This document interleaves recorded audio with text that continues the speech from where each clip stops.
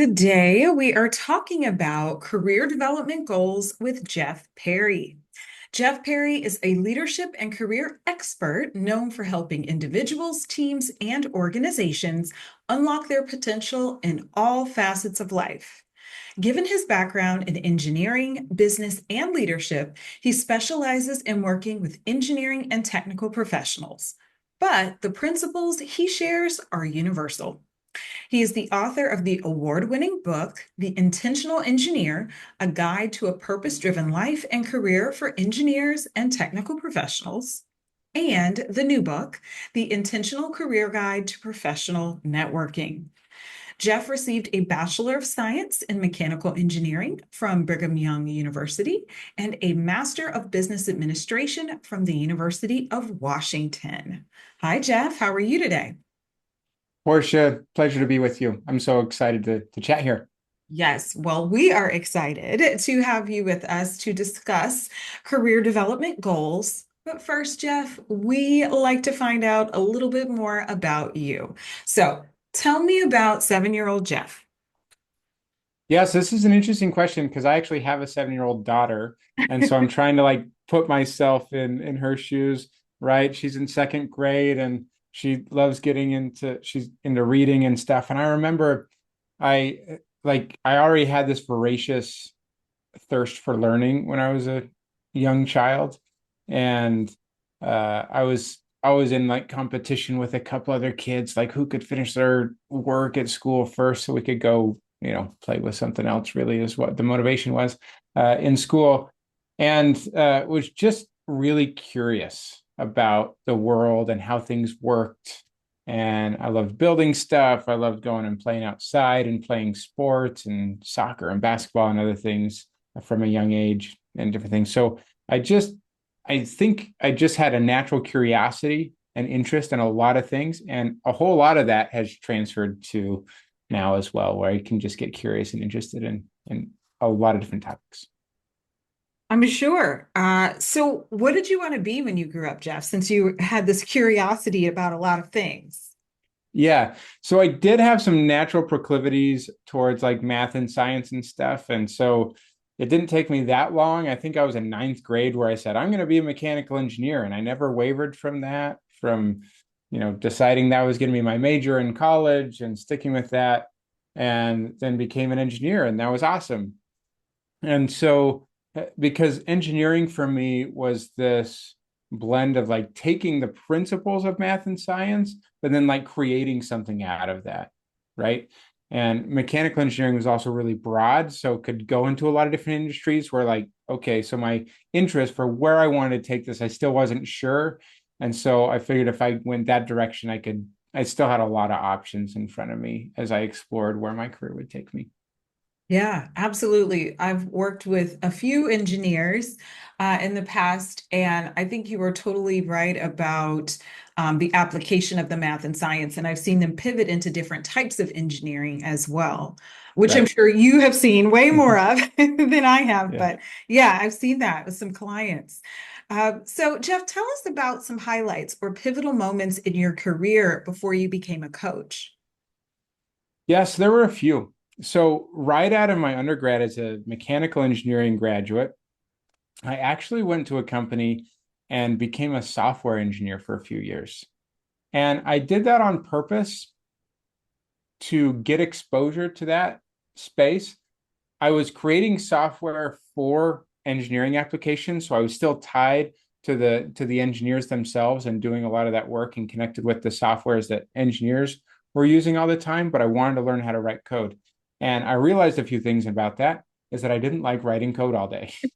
I was a little bit too personable and where my value, my key objective was to go find the problems and go solve them through writing code the vast majority of my day, and I didn't look forward to that. There were some cool problem solving pieces about that, but I didn't enjoy that. So I was already early on looking for like, okay, where else do I go? And so I even started doing like a side business while I was in that role and got interested in entrepreneurship a little bit then. And then I was exploring graduate schools But then I actually got an offer to go to a smaller company because I actually started in a really large company. I went to a smaller company, about 200, 250 people, and got into my first leadership role. And that changed things for me in a lot of ways where I built a lot of different sorts of skills. I was doing some product management connected with the physical manufacturing engineering, mechanical engineering, and software. So in my broad interests, I could bring in a lot of those different things.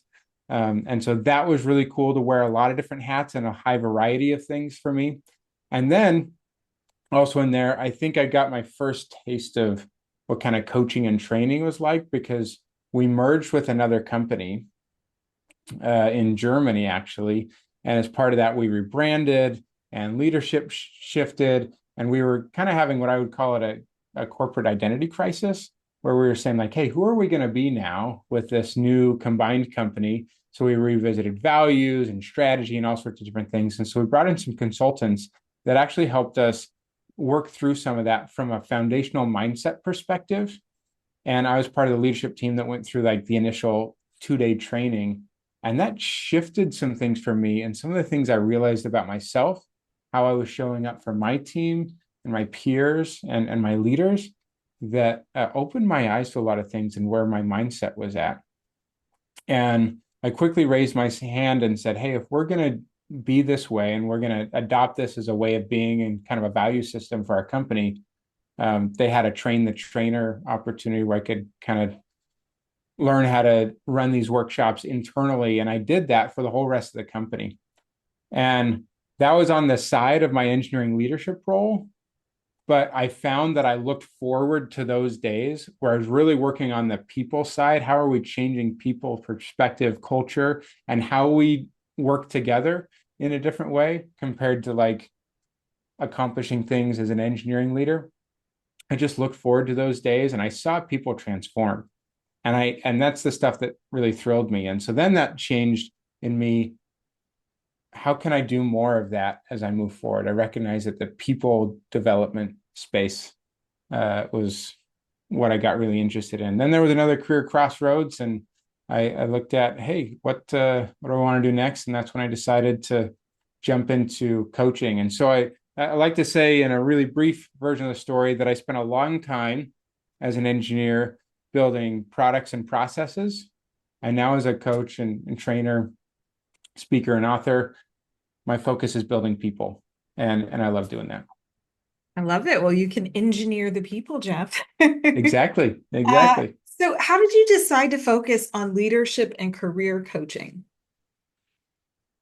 A few different things. Honestly, I started with a focus on leadership because I recognize that leadership, especially in the engineering world, is often something where we take a great engineer, we say, "Hey, you've been a great engineer. Someone needs to lead this team. Let's let you do it." And the skills to be a great engineer are not the same skills needed to be a great engineering leader, and so we kind of set people up to fail, and in some of that. And so I wanted to help people with that.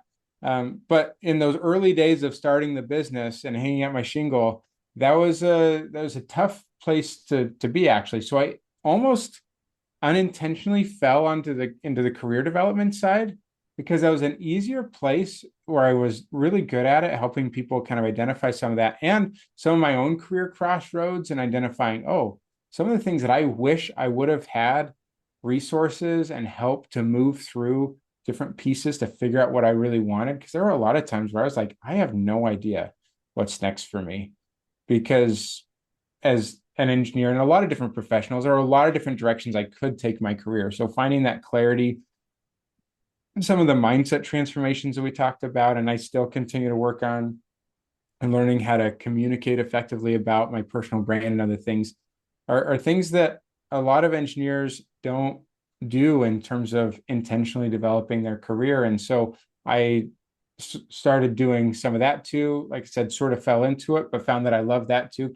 And I still did that from a foundational place to help people be intentional about where they wanted to take their careers. And so it just kind of became this blend. And so it's this beautiful thing where even on the career coaching side, I'd still say I help with self leadership, right? And then when I get to do leadership coaching or training with teams or organizations, then I get to work on a larger scale and impact a larger team, which is super fun. Wow.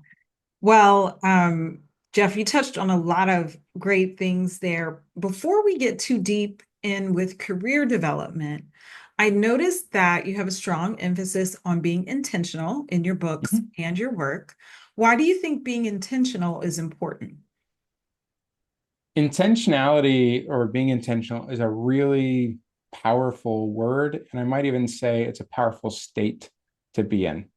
Because so often we kind of let life happen to us and our careers happen to us instead of us being intentional about creating the career and the life that we want to create, right? So when we get into a more intentional state, we are more intentionally choosing what we're doing and therefore the results that we get instead of just hoping that good things happen, right? I talk with so many people.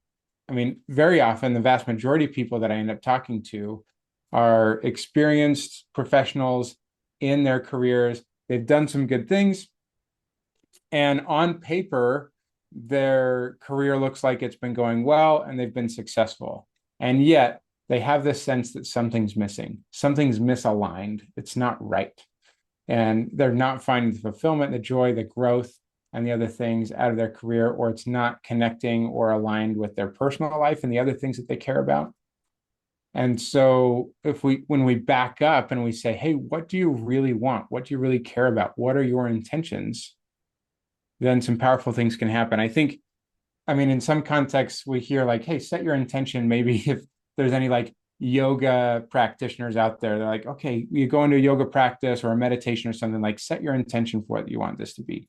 But I think intentionality is this beautiful blend of the what you're doing with the why you're doing it and the underlying motivation. When you bring those two together, it's more purposeful action and purposeful growth that happens instead of letting things just happen to you.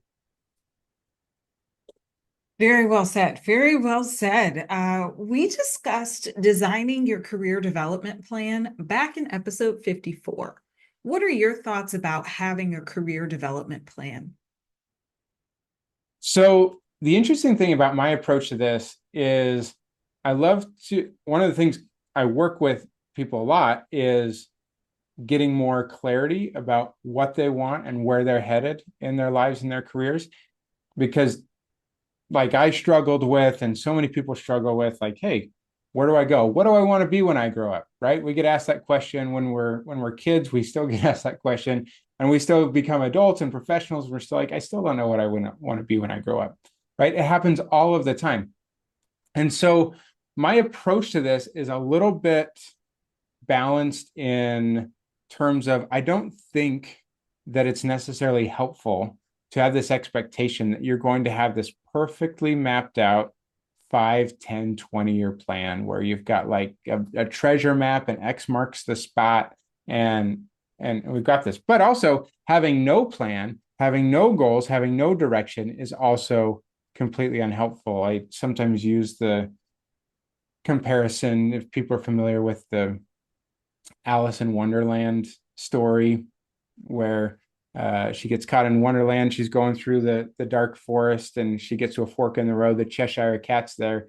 And she asks the cat, hey, which path should I take? And the cat says, well, it depends a great deal on where you want to go. And she's like, I don't much care where, so long as I get somewhere. And he says, well, you're sure to get there as so long as you walk long enough. So she was being very unintentional about where she wanted to go. She didn't know where she wanted to go. So in that case, any path will take you there. And that's how a lot of us are doing that. If we at least can find that clarity, find that intention that at least acts as like a guiding light, a North Star in the direction that we want to take, or another comparison is thinking about it as like a set of filters for your core values and maybe some non-negotiable things about your career and how that fits with your life and things that are very, very important to you, then you're not wasting time considering options and ideas that aren't in alignment with those things that you've identified are important to you.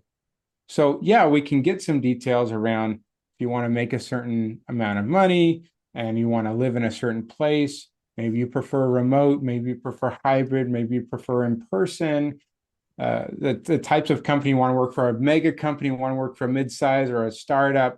Like you can get all that sort of stuff. And some of those things might be non-negotiables, like really important to you. Some of those are like, hey, I think this is what I want, but let's get as many of those things in alignment as possible. And then say, hey, how can is the next step that I'm considering at least taking me in the direction of where I want to go?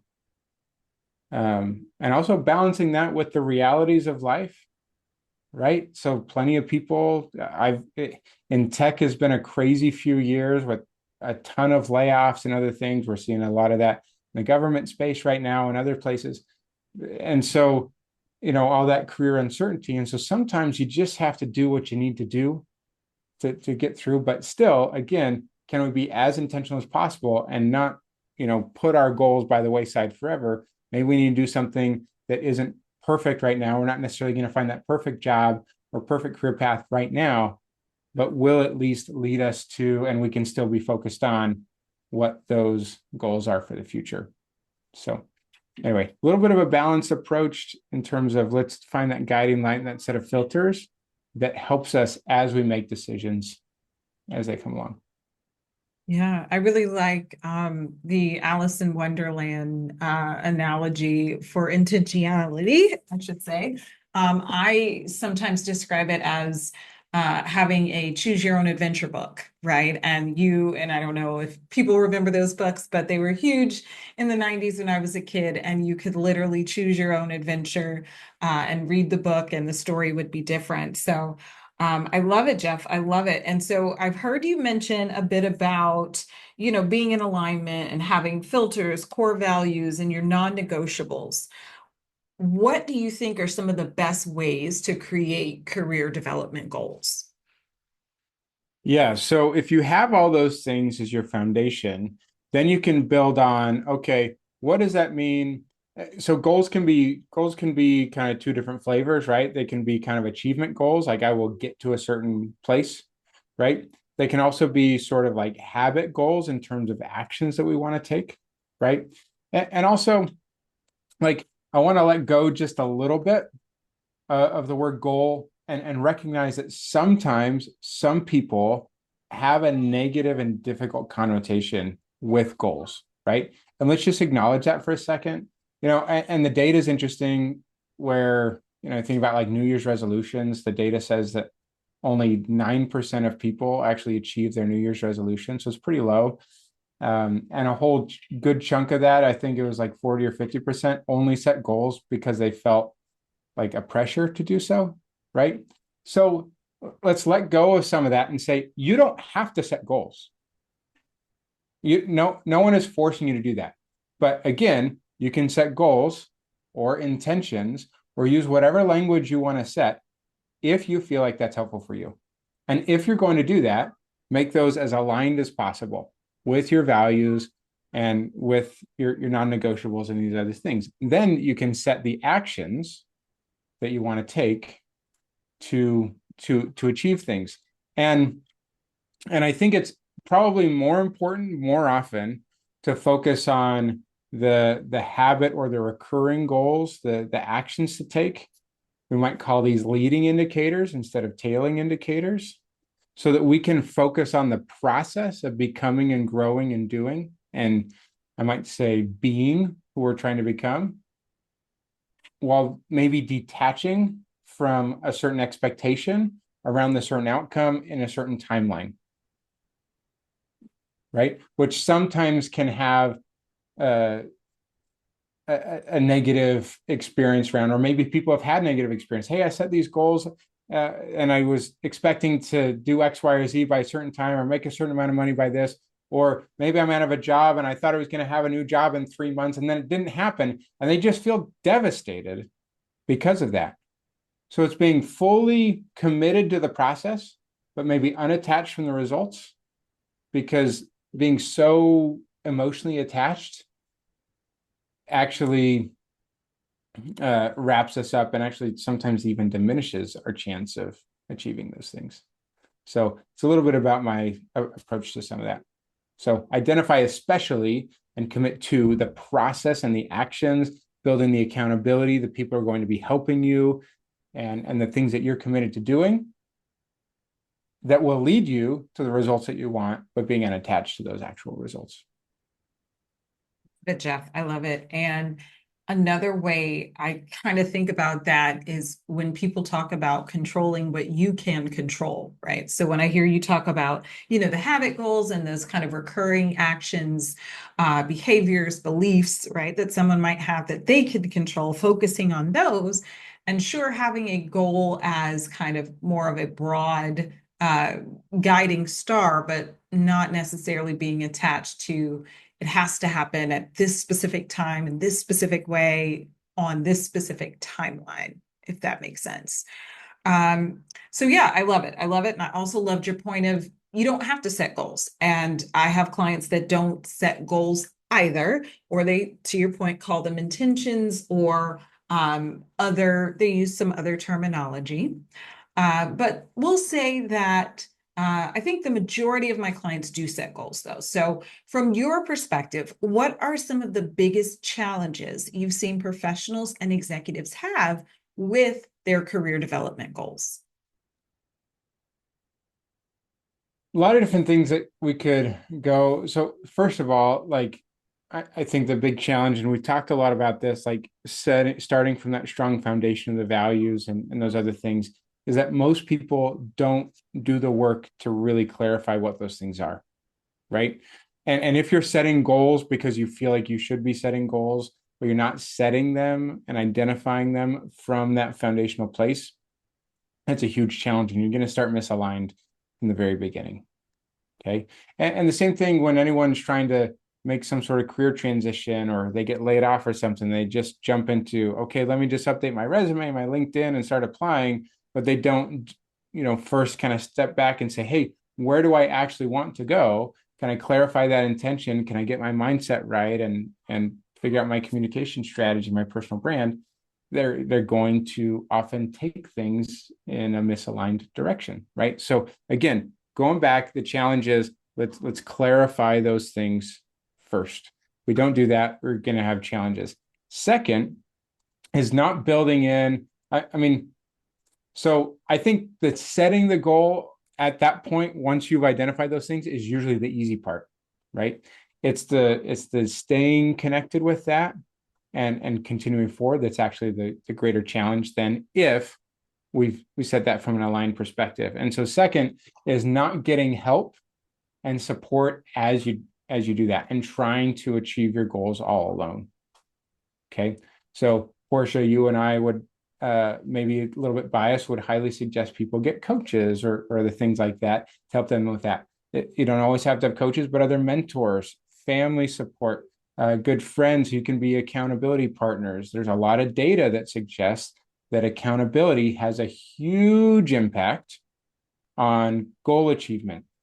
In fact, the American Society of Testing and Training and Development did some research a number of years back, and like just people having the idea of something they wanted to do, 10% chance that they would follow through on that. If they, wrote it down, it would go up to like 25%. If they shared that with someone, it goes up to 40, 50%. But if they had a specific person who they were going to report back and they committed to doing something by a certain date to that person, 95% chance that they follow through. Huge difference when that accountability gets put in. So the biggest challenges, misalignment. Number two, not getting help and trying to do it all alone. Yeah, I would definitely agree with those. Back in episode 19, I talk about support systems and building a support system for your career. And just what you said, I fleshed that out. That is so important. And then also having the right people in that support system and and figuring out who the right people are, I think is also a challenge. Um, and accountability, to your point, is also really important. We've had an episode 21 on creating accountability plans, which I think is helpful to this conversation about goals too. Um, I want to shift because I have so much I could say about that, Jeff. But yes, you're right. I think coaches, mentors, they're just so important. Um, One thing I learned for myself, and you might have seen something similar when I started this business, Fly High Coaching. I said, you know what? If I'm not where I want to be in 6 months, I'm hiring a coach. So I did everything. I read all the blog posts. I built my website, learned WordPress to do it.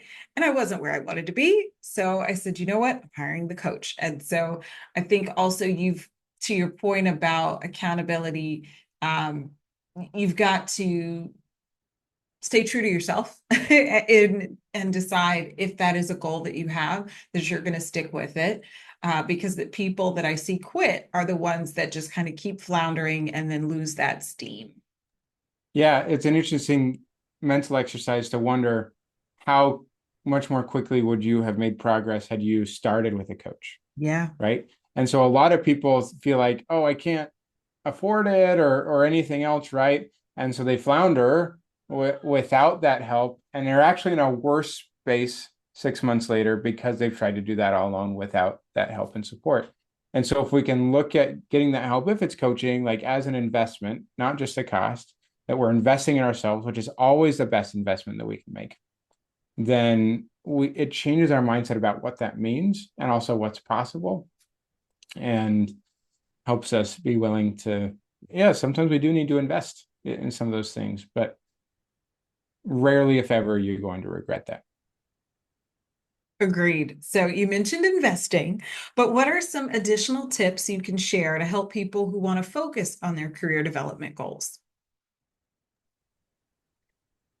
So, yeah, investing in yourself. Um, we've already talked about kind of finding that community of support, that circle, whether coaches, mentors, good friends, accountability partners, even spouses, partners, and others who we can just let know and be in on what we're trying to accomplish, and that can help us set boundaries for, hey, maybe in this stage of life, I need some extra time that I need to set aside to achieve this, right? And so, and that's going to be different than what we've done in the past. You need those people who are those close to you and your support if you're going to do that, to make sure that's aligned. In the family aspect, I'd see that be a real challenge for a lot of people, where they're trying to make challenges and the rest of the family isn't on board. And so there's this very real life resistance factor that comes into play. And then third, like, just be really gentle with yourself, right? Uh, so I'm someone who struggles with perfectionist tendencies. I would call myself a recovering perfectionist. And so, and that's why I talked about some of the things earlier that I did, where sometimes, not reaching things. So I just say, take a gentle approach. And just like if people are familiar with mindfulness, whenever you're in some sort of meditation, like you're trying to focus on the breath or whatever else you're focusing on, and minds wander, we just keep coming back. Minds wander, we just keep coming back to it.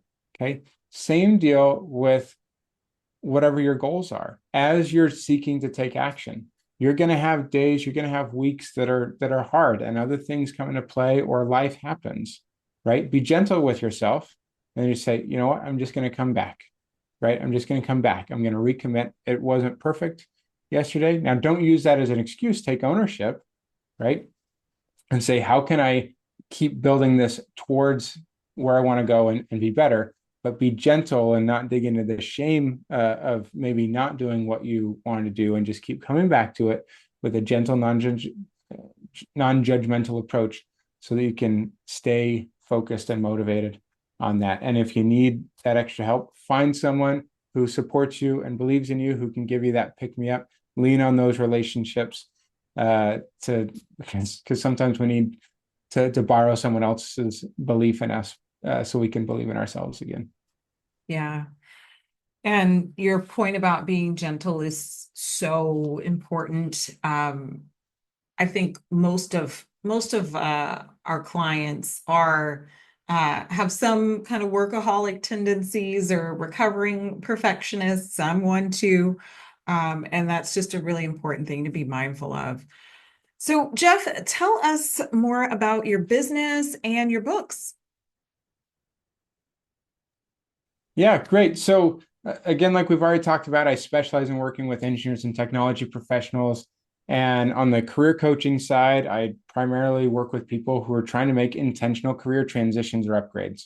So people who have that sense of like something isn't right and I want to make a change.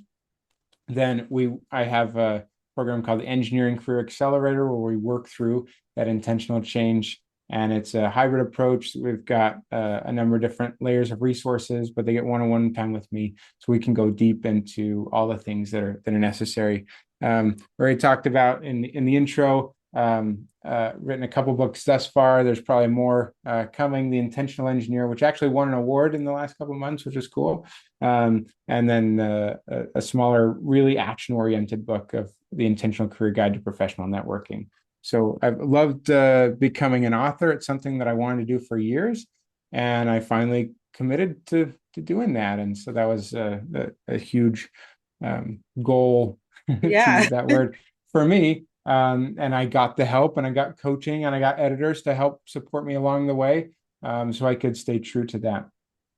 And so, yeah, people can find me really active on LinkedIn or my website, jeff-perry.com, or look up my books, The Intentional Engineer or The Intentional Career Guide to Professional Networking on Amazon, or Audible. Can find those, and would love to connect with anyone. And probably just as a helpful resource, I think, as a free resource for folks, because a lot of what we talked about was trying to find that clarity and intentional alignment here. I've got a resource I call the Career Clarity Checklist, that people might be interested in. And so they can go grab that. And maybe we can provide the link in the show notes at www.engineeringcareeraccelerator.com/career-clarity.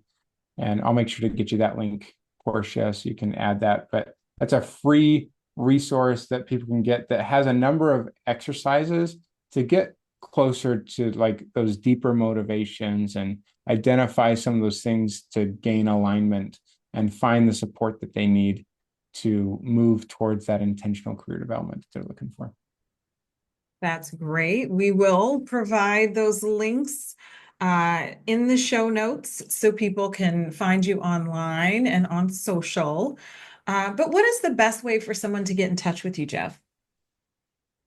Yeah, I'd say LinkedIn, probably. We can find me on LinkedIn. I answer pretty much every message as long as it's not spam, and we'll be happy to connect with you there. Great, great. So now, Jeff, I want to ask you our last question that we ask all of our guests. How do you think executives or professionals can get a positive edge in their career?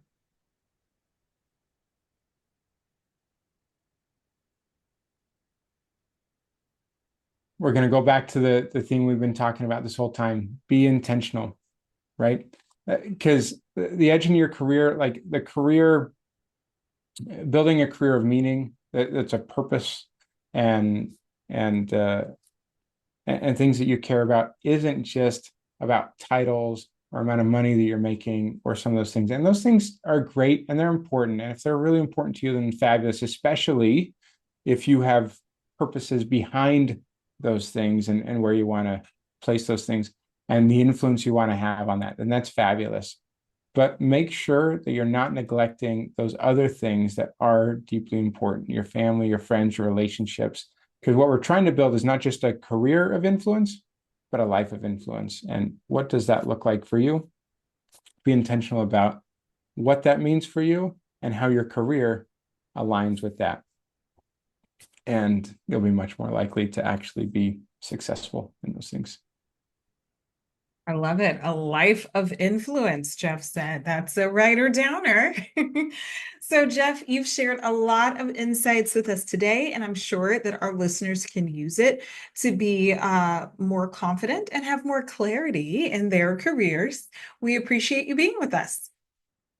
Yeah, thanks for having me. I really hope this was helpful and hope I can connect with anyone who's interested in chatting.